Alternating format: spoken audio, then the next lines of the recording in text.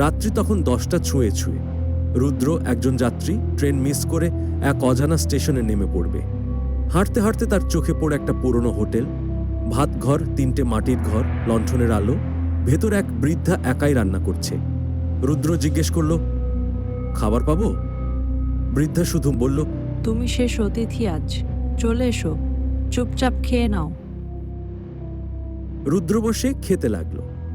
ভাতটা গরম, সুগন্ধি, আলু ভর্তা আর পেঁয়াজ দিয়ে।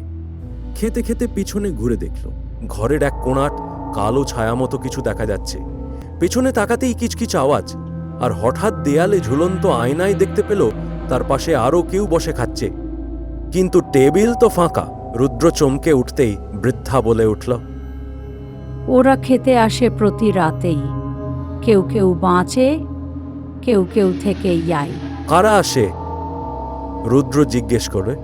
তুমিও তো এসেছো রুদ্র, এখন তোমার পালা অন্য কাউকে জায়গা দেওয়ার। ঘরের চারদিক থেকে অন্ধকার যেন ঘনীভূত হয়ে তাকে ঘিরে ধরে।